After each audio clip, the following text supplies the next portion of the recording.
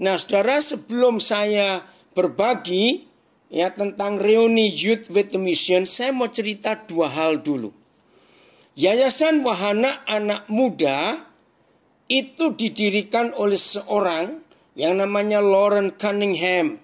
Pusat mereka sekarang ada di Kona, Hawaii, Amerika. Nah, Loren Cunningham tahun berapa ya Frank, Papa lupa, 52, 62, mendapat visi. Ya, ada gelombang besar, orang-orang muda, seperti gelombang laut. Wih, dia kaget. Siapa itu? Nah, di situ Loren Cunningham menemukan sebuah istilah youth, anak-anak muda harus hidup dengan sebuah visi. Maka itu namanya Youth with the Mission. Di Indonesia disebut Yayasan Wahana Anak Muda. Nah, pelayanan ini masuk ke Indonesia bulan April tahun 1980. Pembawanya ada beberapa sudah meninggal. Di antaranya Yeremia Rim almarhum, Bapak Keith Browning dari Australia, ya Kalafi Moala, Tom Helles. Nah, saya salah satu dari murid yang pertama. Diadakan di Lawang Bible Training Center di Kota Lawang, dekat Malang, Jawa Timur. Saudara, pelayanan itu mengubah konsep pelayanan saya sejak April 80 sampai pada hari ini. Apa yang menitik beratkan pelayanan ini? Ada dua. Ini yang penting. Satu, mereka inilah sebuah pelayanan yang mengenalkan kepada dunia sebuah kebenaran yang sedikit sekali gereja tahu, yaitu the Father Heart of God. Tuhan Yahweh yang hatinya adalah hati seorang papa. Amin. Ini pelayanan yang luar biasa. Mereka punya motto, to know God, and apa satunya Frank? And let God make him known. Ya, make him known. God and make him known. Ya, to know God and make him known. Kita dikenalkan Tuhan, dan ayo membuat Tuhan dikenal oleh dunia. Nah, itu inti pelayanannya. Tuhan itu adalah seorang ayah. Nah, jadi kalau saudara yang bertanya-tanya mengapa Tuhan bawa saya pelayanan hati Bapa, ya sejak April 80 saya mengenal kebenaran itu. Nah, tapi anehnya sebelum itu Tuhan sudah bawa, cuma saya belum mengerti. Nah, yang kedua, yayasan ini unik. Uniknya atuh, tolong yang belum tahu supaya tahu. Mungkin Youth with the Mission adalah satu-satunya pelayanan di dunia. Di dunia loh saudara. Semua yang bergabung dengan wadah ini, yayasan ini, tidak akan pernah terima PK, persembahan kasih. Tidak ada. Wadah pelayanan ini justru yang mau bergabung harus membiayai dirinya sendiri. Ini yang saya kagum. Maka itu saya jamin orang-orang yang terpanggil lewat wadah ini pasti tidak cari duit. Karena mereka harus bayar. Saya juga dulu begitu. Nah, sejak tahun 80 akhirnya jadi kebiasaan saya sampai hari ini. Pelayanan kemana-mana saya nggak pusing dengan persembahan kasih. Malah memberi. Karena saya belajar dari wadah ini. Itu luar biasa. Nah, tahun 70-an saya sudah kenal untuk pemulihan hati Papa. Cuma saya nggak pernah ketemu konsep Alkitabnya di mana. Sampai bulan April tahun 80 baru saya kenal. Maka itu bagi yang belum tahu ada websitenya. Ada ya website kalian ya. Apa namanya? Tolong tulis di kolom chatting Zoom supaya yang belum tahu. Apa namanya website kalian? Oke, nanti saya bacakan. Nah, yang kedua, Tumaluntung. Pasti 90 sekian persen warga negara Indonesia nggak pernah dengar Tumaluntung itu apa. Tumaluntung itu sebuah desa kecil, sekarang masuk Kabupaten Minahasa Utara. Ya, ibu kotanya Kauditan atau Air Madidi? Mana ibu kota Minut? Air Madidi. Air Madidi. Ya. Nah, tahun 74, saudara. Pertama kali saya ke Minahasa bersama Jeremia Rim almarhum. Bulan April 74 saya pertama kali. Dan itu pertama kali saya naik pesawat seumur hidup dari Surabaya ke Manado. Saya masih ingat harga tiketnya. Karena itu kesan pertama saya naik pesawat Garuda. 13.400 rupiah. Tahun 74 bulan April. Nah, saudara, dari situ pusat sekretariat pelayanan kami itu di Tumaluntung. Di rumah opa omanya Bapak Frankie Toera. Di rumah opa Toera. Saya nggak tahu rumah itu masih ada atau tidak di Tumaluntung. Nah, saudara, jalan masih ya. Oh, puji Tuhan, rumah bersejarah buat saya, buat Yeremia Rim juga. Nah, kalau saudara ingin tahu, lewat aja jalan Minawarot, yaitu jalan panjang dari Manado ke Bitung, jalan yang lama, nggak lewat jalan tol. Cari GSJA di sisi kiri jalan. Nah, depan persis GSJA ada lorong, turun aja ke situ, rumahnya sebelah kiri. Nah, itu pertama kali saya ketemu orang yang namanya Frankie Toera. Masih SD dia waktu itu. Dan Roh Kudus bilang sesuatu kepada saya. Untuk saya harus melayani anak ini. Sebab dalam hidupnya ada panggilan Tuhan yang dahsyat. Yaitu tadi, dia lari-lari. Tapi Tuhan tangkap dia dengan dapat istri yang hebat. Orang Pontianak, Kalimantan Barat. Dan visi mereka terjadi sampai hari ini. Maka itu saudara, buat saya hari ini kalau diundang reuni Youth with Mission, saya sangat berkobar-kobar hati saya. Karena wadah pelayanan ini saya punya hutang besar. Lalu Tumaluntung, itu sejarah buat saya. Nah, dari Tumaluntung itu saya keliling Minahasa. Waktu itu 4 bulan. Masih ingat saya naik bis dari Pasar 45 Manado sampai Amurang itu hampir 10 jam. Terus dari Amurang naik pedati, gerobak sapi itu ke Tombatu. Jalannya masih batu-batu. Seru kalau ingat tahun 74 itu pelayanan di sana. Nah, supaya saudara tahu, di Desa Matungkas itu pertama kali saya makan kawok. Yang nggak tahu kawok tanya yang tahu. Tikus, maaf. Itu pertama kali. Oke. Jadi saya bersyukur kalau hari ini diajak untuk reuni dengan orang-orang hebat. Nah, Frank, 2 tahun yang lalu, Papa kan ada di base kalian. Persis hari ini tanggal 11-12 Maret 2019. Puji Tuhan, tepat 2 tahun. Baik, kita mau belajar.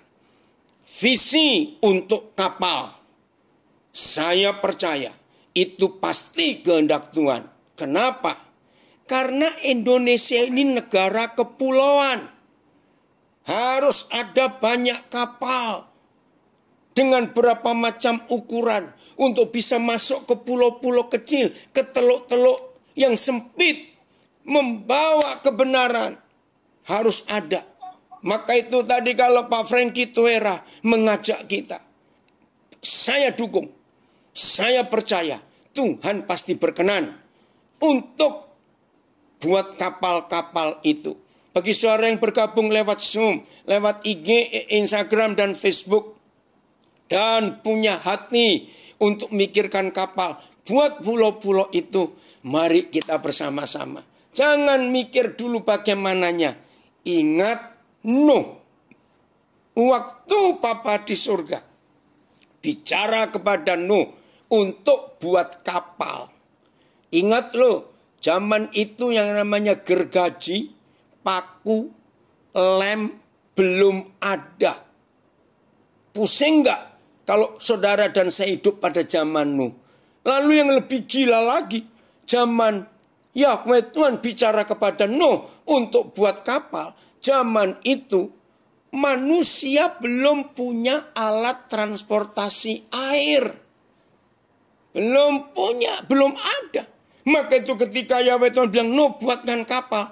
Nuh bingung, kapal itu mungkin kalau orang Minasa.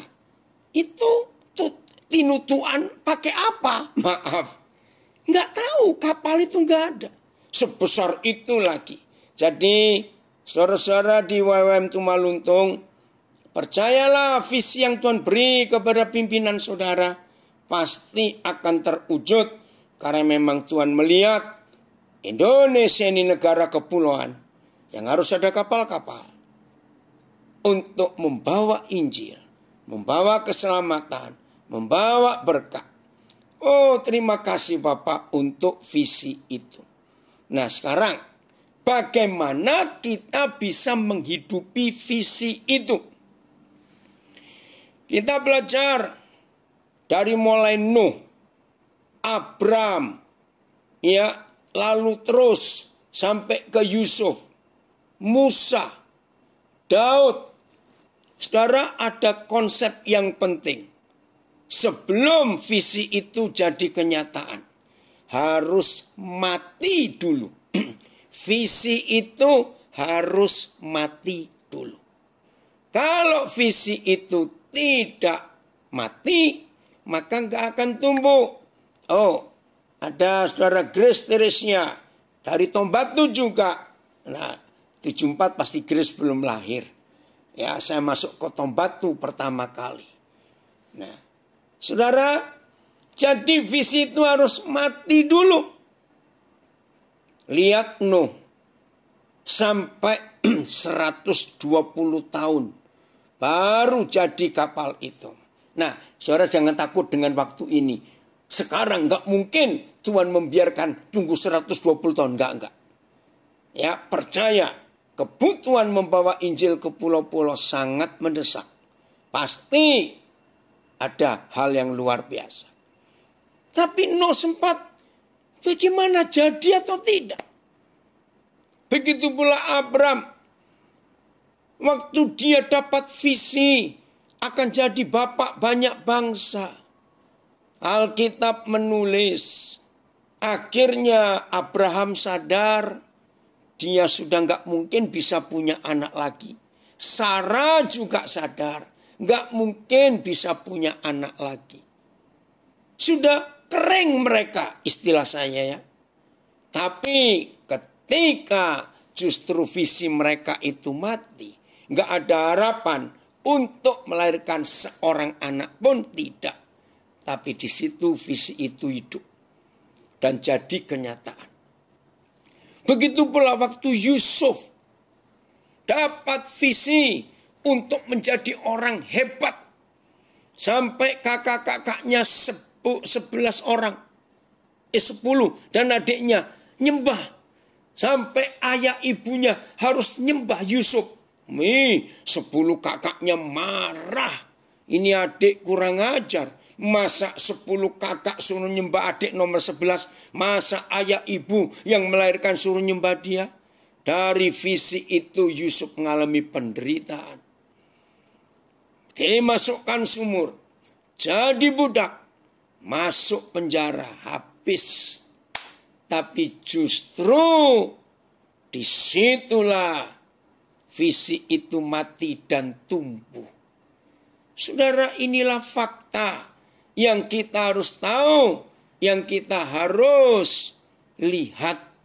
Betapa Tuhan itu setia kepada janjinya. Jadi dia, Musa juga sama. Ketika Musa dapat pernyataan, luar biasa pernyataannya. ya itu akan jadi orang hebat. Apa yang terjadi? Ternyata Musa jadi buronan. Masih ingat itu? Musa jadi buronan. Mana visinya akan tergenapi? Tapi Tuhan setia. Jadilah dia orang hebat. Daud nggak pernah minta loh untuk jadi raja. Enggak. Sebagaimana Yusuf, anak yang tertolak. Daud juga tertolak. Nggak punya masa depan. Nggak punya harapan. Saudara, tapi dia dapat visi. Dia nggak minta.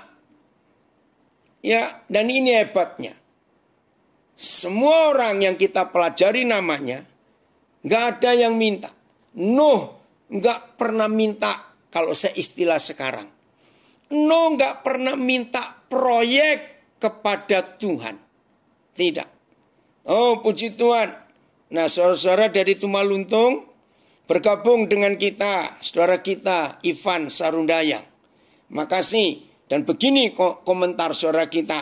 Setiap tanaman yang punya biji-bijian, bijinya harus mati, baru kemudian tumbuh tunas-tunas baru. Amin, Ivan. Saudara perhatikan ini. Nuh nggak pernah minta proyek. Kalau zaman sekarang kan proyek. Tolong dong berikan aku proyek. Entah bangun ini atau bangun itu. Enggak. Nuh nggak pernah minta, Tuhan kasih. Abraham pun nggak pernah minta anak. Enggak. Tuhan yang kasih. Betul? Yusuf juga tidak pernah. Ya ingat, Yusuf saja tidak pernah untuk minta jadi orang hebat. Enggak. Jelas ya? Musa juga enggak pernah minta. Tapi Tuhan berikan visinya. Begitu pula Daud tidak minta. Tapi Tuhan beri. Frankie, papa percaya. Visimu untuk kapal itu. Papa tahu kamu enggak pernah minta. Maka Tuhan pasti beri. Saudara saya pun enggak pernah. Saya itu mimpi suatu hari akan tinggal di Papua. Pelayanan di Papua, enggak pernah. Iya Lambas, sudah disediakan kok. Kamu minta, ini ada yang tanya di Facebook. Kalau begitu, enggak perlu ya minta jodoh. Enggak usah, sudah disediakan. Asal merem aja, tutup mata. Siapapun yang Tuhan kirim, terima. Jangan milih-milih. Amin. Amin. Nah itu. Yang sudah menikah nggak boleh bilang amin. Oke? Itu hanya untuk yang belum saja. Boy, diam kamu. Jangan tertawa. Ya toh. Kejadian 2 ayat 18. Wah, ini ada yang komen dari Surabaya. Kalau minta jodoh malah nggak dapat. Iya. Diam saja. Awas kamu An, katanya di Nabiri banyak stok apa? Stok beras. Oke ya. Nah, jadi nggak ada yang minta, tapi Tuhan beri. Luar biasa. Jadi saya nggak pernah mikir untuk ke Papua. Mikir aja tidak, mimpi juga tidak. Tiba-tiba Papa bilang, Daniel kamu ke Irian, itu masih namanya. Udah, nggak tahu mau ngapain. Berangkat dulu. Sampai di sana 11 bulan kurang lebih. Saya cuma keliling-keliling cari. Apa yang Papa mau buat untuk hidup saya? Oh, akhirnya Tuhan tunjukkan visi itu. Bangun sekolah. Ya, terjadi. Nggak pernah minta. Ya, Andik Musipate, puji Tuhan. Papa senang kamu hadir. Sudah lama nggak ketemu. Jelas ya? Nah, jadi visi itu perlu mati. Mari kita lihat Yohanes pasal yang ke-12. Ayat yang ke-24. Oh, Natania. Ini kemenakan saya dari Kanada. Ya, menulis begini. When God gives us a vision, God gives us the provision. Wah, thank you so much nih. Say hello to Michael ya. Jadi ketika Papa memberikan visi, maka Papa juga menyediakan yang kita perlukan untuk visi itu jadi. Ya, lagi sekali saya baca, when God gives us a vision, God gives us the provision. Nah, provision itu artinya for the vision. Frankie pegang ini. Thank you so much nih. Ya, luar biasa. Nah, jadi saudara, kalau kita hidup, Frankie, ini ada Pak Agus Endarsa.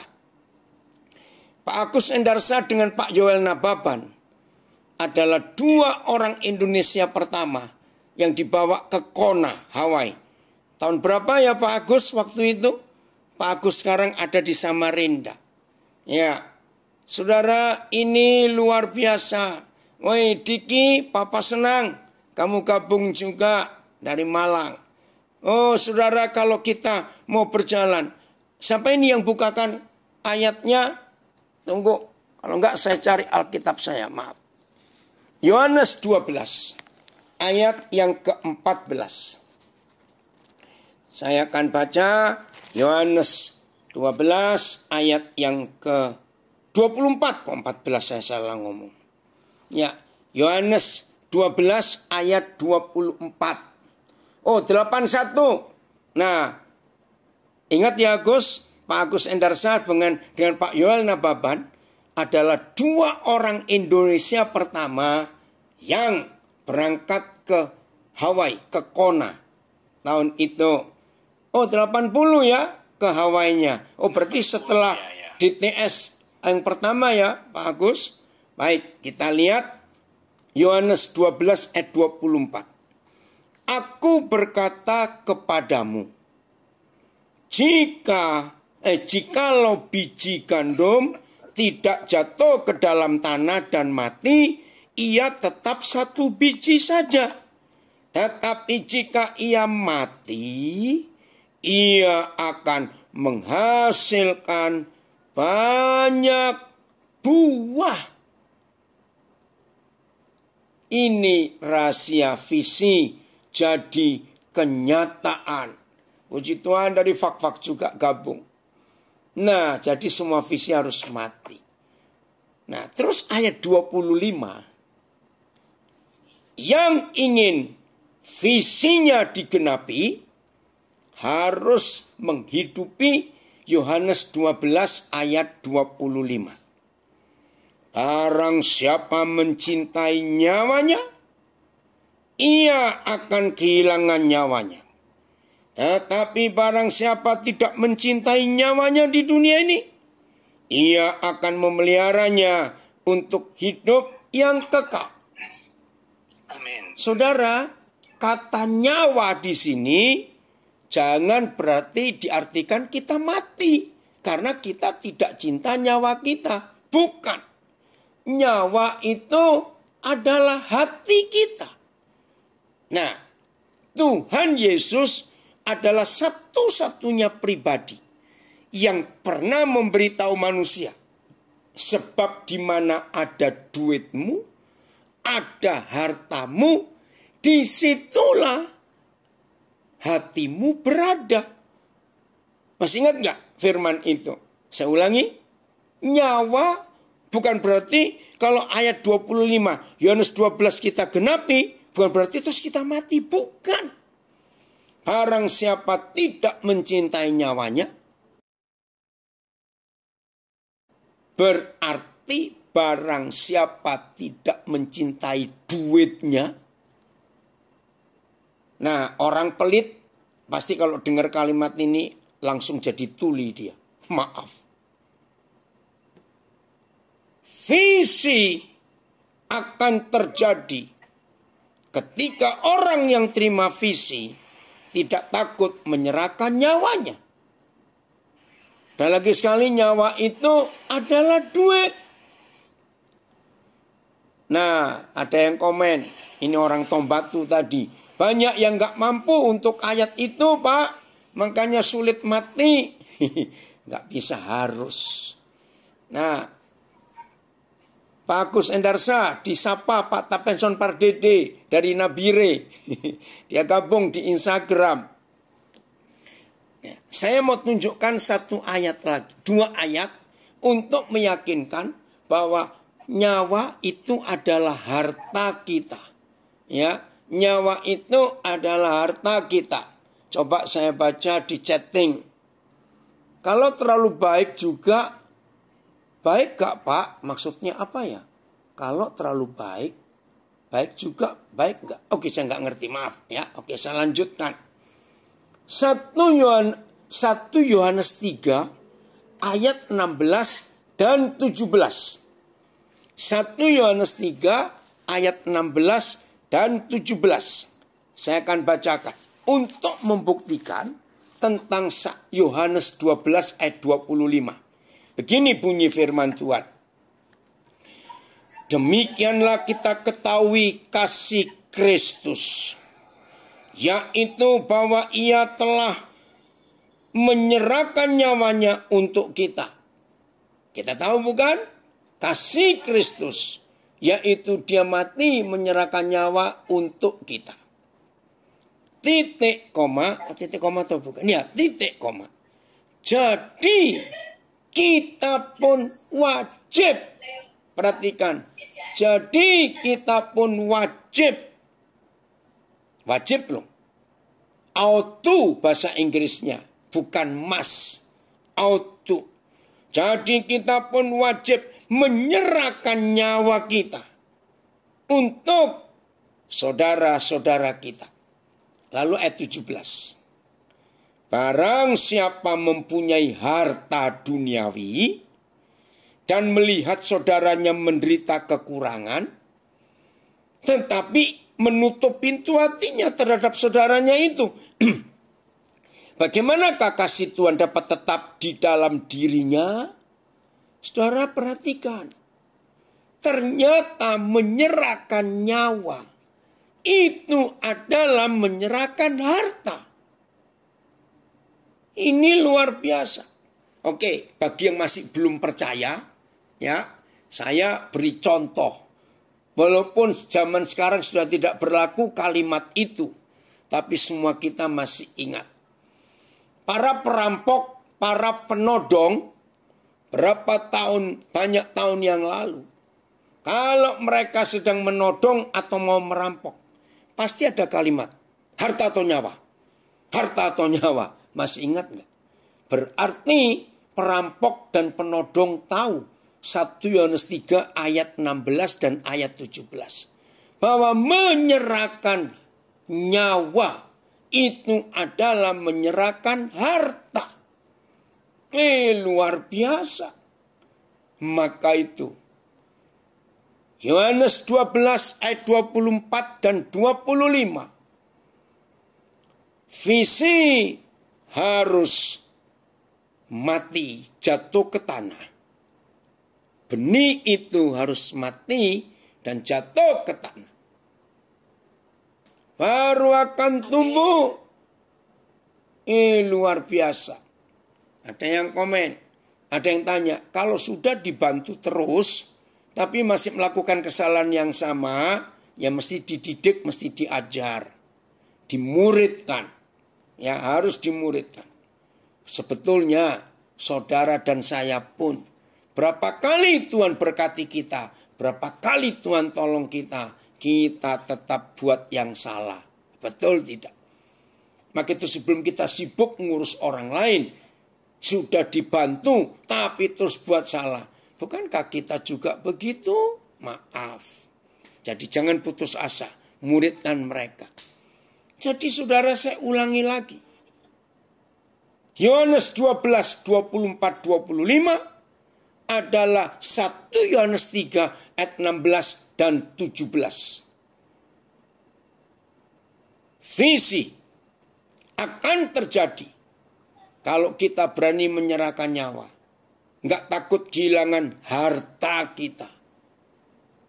Itulah visi. Nah, saya beri kesaksiannya. Ketika Tuhan berikan, Andre Agus, ini YWAM Bali, Frankie, Coba Andre kenalkan kepada saudaramu di Tumaluntung. Apa posisi Andre Agus di WWM Indonesia sekarang ini? Ya, biar kenal. Nah, saudara, oh tahu, ya siapa tahu, nggak tahu. Yang lain, iya. Oke, dengar ya. Ya, jadi visi tidak akan tergenapi kalau saudara dan saya tidak mau menyerahkan harta kita untuk visi itu jadi kenyataan. Maka itu saya memberi kesaksian. Ketika Papa membawa saya ke Irian dan dengan visi bangun sekolah berpola asrama sejak usia TK dan gratis lagi. Berarti saya menyerahkan nyawa kita, saya serahkan harta kita, harta kami, dan nol. Begitu dapat langsung nol. Begitu dapat langsung nol. Nah, ketika Tuhan melihat saya berani nol, di situ antara Tuhan dengan saya berlomba-lomba. Dia beri, saya korbankan. Saya korbankan habis, Tuhan beri lagi. Masuk lagi harta, saya korbankan lagi. Maka itu jadi pelayanan di Papua. Maaf, hanya untuk kemuliaan Tuhan saya berkata. Sampai hari ini baru satu-satunya. Ada sekolah berpola asrama sejak taman kanak-kanak di Papua. Puji Tuhan untuk visi itu. Maka itu saya percaya, Frank, Papa percaya Tuhan akan membawa visimu jadi kenyataan. Ada komen, wah perjalanan pelayanan Pak Pendeta tidak diragukan lagi. Tahun 74 saja sudah berjuang. Dan sekarang nyata dalam hidupnya. Kesaksian yang tidak banyak orang dapat melakukannya. Bukan janji tapi bukti. Inilah yang patut kita contoh. Walau tidak mudah untuk melakukan semuanya. Dan seorang pendamping. Betul, istri saya luar biasa. Yang hebat. Puji Tuhan. Maka itu yang belum menikah. Lambas. Dengar ya Papa ngomong lagi. Satu-satunya persyaratan penting. Bagi yang belum menikah ya. Maka kalau saudara sudah menemukan calon saudara. Pertanyaan pertama. Maukah dia menikah dengan visimu? Jadi kalau menikah nggak cukup hanya menikah dengan fisiknya. Tapi harus mau menikah dengan menikahi visinya. Itu yang saya katakan kepada calon istri saya waktu itu. Kalau kamu mau menikah dengan saya, harus mau menikah dengan visi saya. Yaitu untuk Papua. Dan kita harus habis-habisan. Puji Tuhan. Nah, selama pandemik ini, saudara. Kemarin tanggal 11, istri saya mensyukuri. 1 tahun persis. Ya, kami balik ke Nabiret tanggal 10 Maret malam 2020. Waktu itu masih belum banyak. Ya, sudah ada COVID di Indonesia. Tapi belum banyak. Begitu kami sampai Nabire tanggal 11 Maret. Enggak berapa lama kemudian. Di lockdown, dikunci Nabire. Pesawat tidak boleh masuk. Kapal laut enggak boleh masuk. Wah, itu pertama kali saya 6 bulan. Jadi bulan Maret saya enggak keluar-keluar.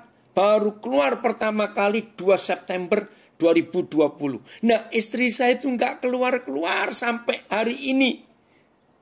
Kemarin kami merayakan setahun dia tinggal di Nabire. Betah itu. Bayangkan. Coba kalau saya salah menikah. Ampun. Di Nabire itu nggak ada mall. Lampu lalu lintas cuma ada 2. Bayangkan itu. Tapi istri saya betah. Maka itu kalau secara menikah yang belum menikah. Harus menikah. Mau menikahi visinya juga. Ini luar biasa.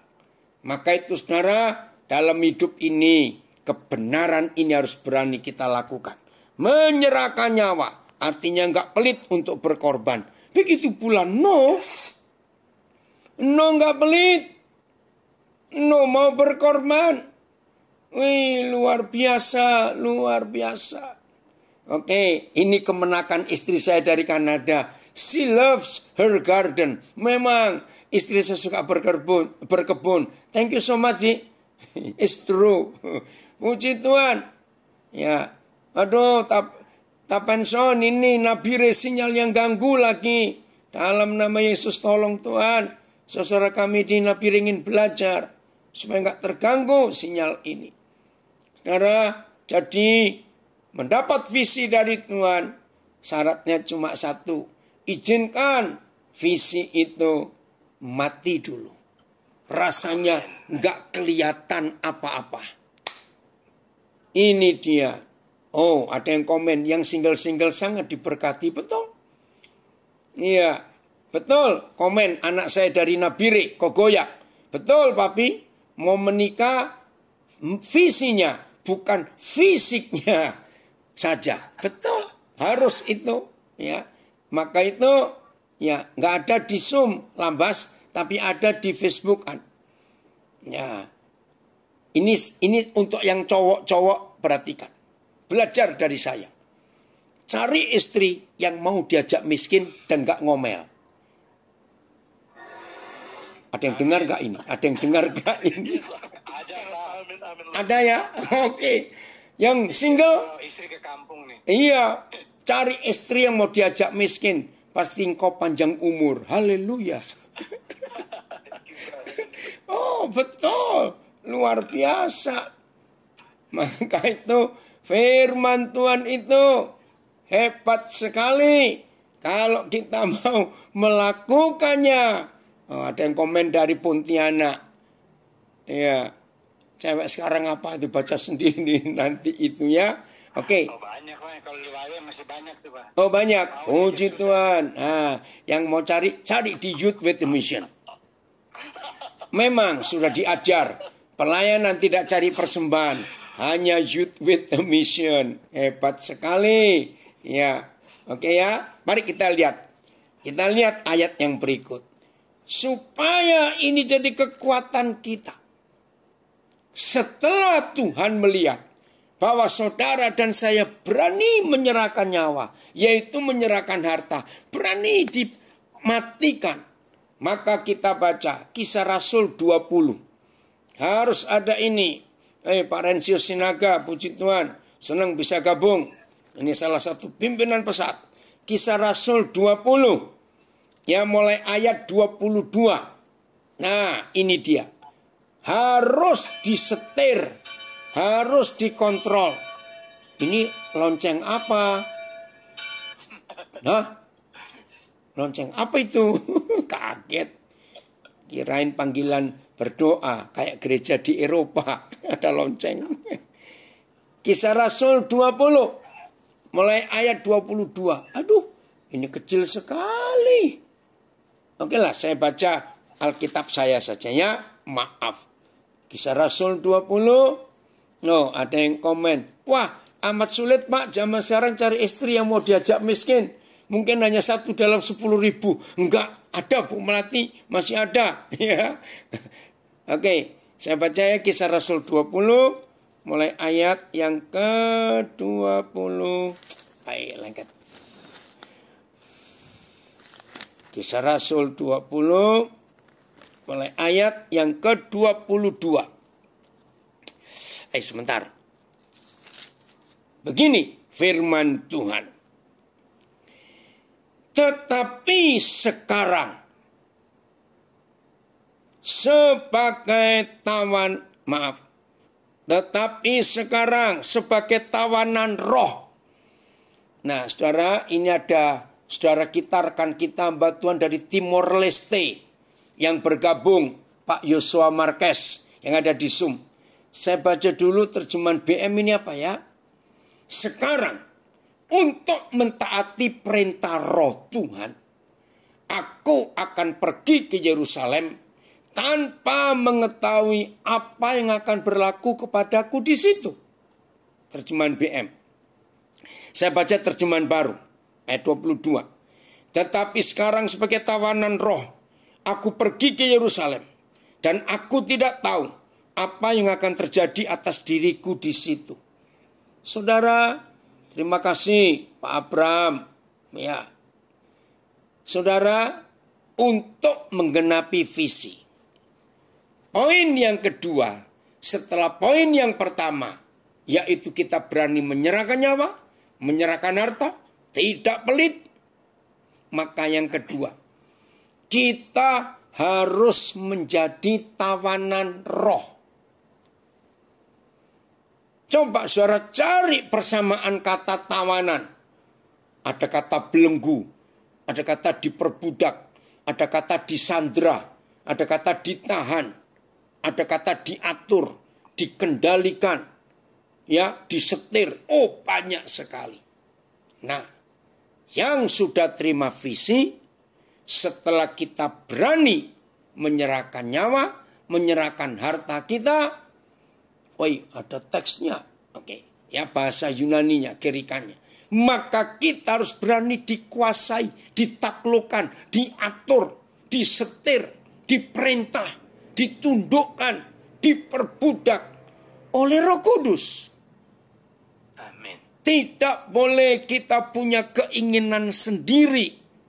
Maka itu ayat 23, coba saudara lihat ayat 23. Kata pertama ayat 23 itu penting sekali. Selain, ngerti kata selain? Ayat kecuali bahwa Roh Kudus bersaksi dengan sungguh-sungguh, ya. Terjemahan lama, hanyalah Roh Kudus. BIS, saya hanya tahu bahwa di tiap-tiap kota Roh Tuhan sudah dengan tegas memberitahukan kepada saya, MILT, kecuali bahwa Roh Kudus, Selbir, yang aku tahu hanyalah apa yang diberitahukan oleh Roh Tuhan kepadaku. AVB, yang ku ketahui hanyalah ini. Dari kota ke kota, Roh Kudus telah memberikan kesaksian. Saudara, luar biasa. Visi akan tergenapi. Satu, harus berani menyerahkan nyawa. Dua, harus berani ditaklukkan, ditundukkan, diinjak, ditawan, dibelenggu oleh Roh Kudus. Tidak boleh ada kemauan diri sendiri sedikit pun. Hebat sekali Roh Kudus ini. Maka itu kita harus tanyakan. Adakah satu pribadi lain selain Roh Kudus yang membelenggu menguasai kita? Saudara, perhatikan. Orang yang belum bisa menaklukkan duit di hidupnya, ya, saya berkata dengan tajam ini. Orang yang belum bisa menaklukkan duit di hidupnya, maka orang itu pasti sulit ditaklukkan oleh Roh Kudus. Saya radikal, saya menemukan kebenaran ini. Maka itu orang yang masih cinta uang dan pelit, mustahil bin mustajab istilah saya, untuk bisa dipakai Tuhan. Orang yang masih cinta uang dan pelit tidak mungkin bisa dipakai Tuhan. Berdoa puasalah sebulan 12 hari, 15 hari. Tuhan pakai saya dong Tuhan. Tuhan pakai saya. Nggak akan dipakai. Karena pelit dan egois. Maka itu saya ulangi lagi. Seorang pelayan Tuhan, seorang murid Yesus yang belum bisa menaklukkan uang di hidupnya, orang itu nggak layak dipakai oleh Tuhan. Kenapa? Karena kalau kita belum bisa menaklukkan uang di hidup kita, berarti orang itu sedang ditaklukkan oleh uang. Dan kalau orang itu masih bisa ditaklukkan oleh uang, maka Matius 6:24 terjadi. Kamu tidak bisa mengabdi kepada dua Tuhan. Karena kamu akan setia pada yang satu dan kamu akan benci pada yang lain. Siapa dua Tuhan di Matius 6:24? Yesus dan uang. Tolong perhatikan, yang bicara itu Tuhan Yesus. Maka itu saya ulangi, pelayanan satu-satunya yang saya tahu di dunia hanya Youth with a Mission. Yang semua yang bergabung, jangan harap ada PK atau persembahan, tidak ada. Malah semua yang bergabung di Youth with a Mission harus bayar untuk keperluannya sendiri. Dan ini luar biasa. Ngeri dan keren. Saya ulangi, keren dan ngeri. Nih Pak Agus Endarsa nulis, to be saved cost nothing. Follow Jesus cost everything. Betul. Diselamatkan nggak bayar apa-apa. Tapi mengikut Yesus menjadi muridnya, itu segala sesuatu harus kita serahkan. Betul. Maka itu Kisah Rasul 20 ini penting. Selalu menanyakan ke diri sendiri. Siapa yang menawan aku? Siapa yang nyetir hidupku? Siapa yang menaklukkan aku? Hanya Roh Kudus yang boleh menentukan ke depan ini kita harus buat apa. Hanya Roh Kudus. Tidak boleh yang lain. Maka itu saudara, kalau ada yang bertanya, kenapa ya? Petrus itu kan hidup kumpul Tuhan Yesus sejak dipanggil pertama dan jadi murid-murid yang pertama yang 12 orang itu. Bahkan Petrus itu satu-satunya murid yang mengalami semua mujizat yang dibuat oleh Tuhan Yesus. Lihat, Yakobus, Yohanes, Thomas, Yudas, Markus, Filipus, dan yang lain nggak pernah ngalami mertuanya sakit sembuh.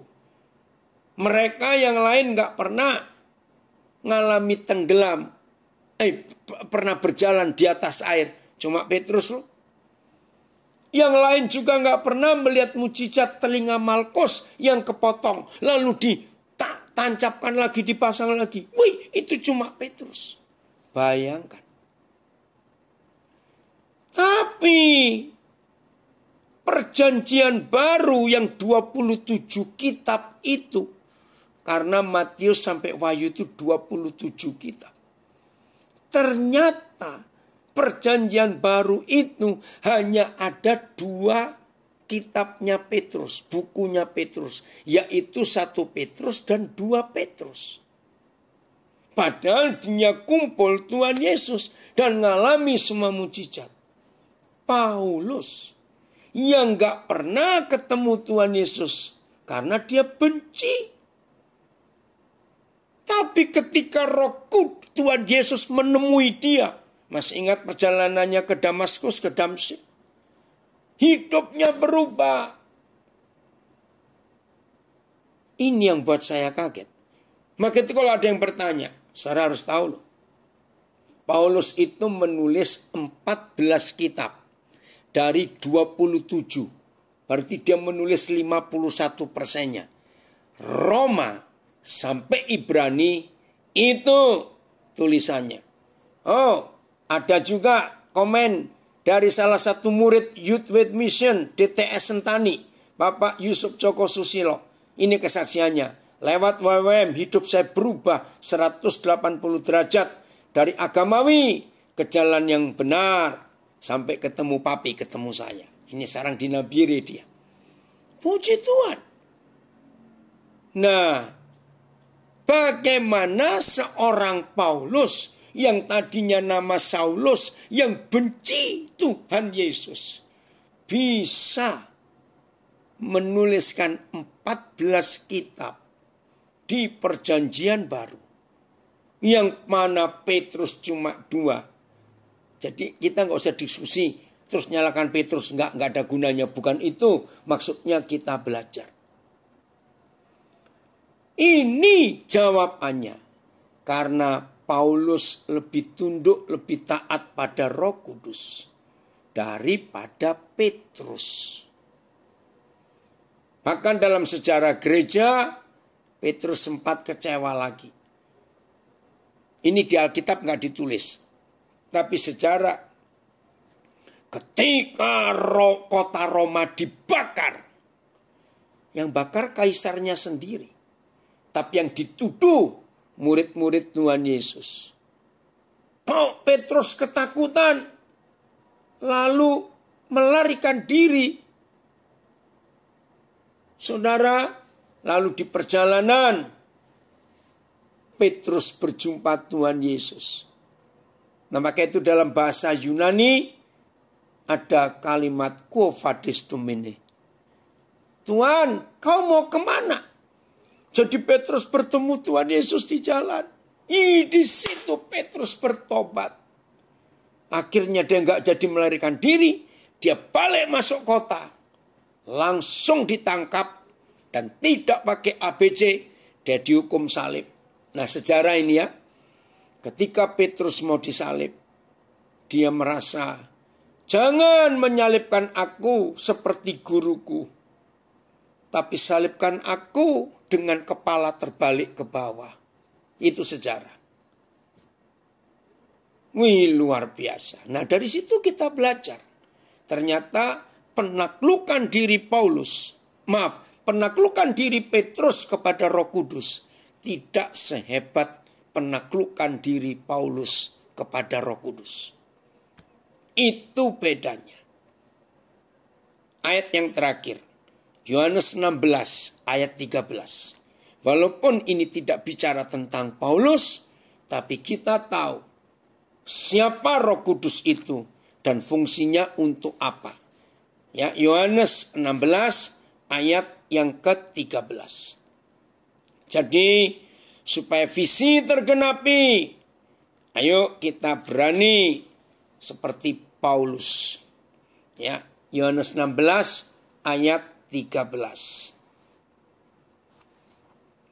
Tetapi apabila ia datang, yaitu Roh kebenaran, ia akan memimpin kamu ke dalam seluruh kebenaran.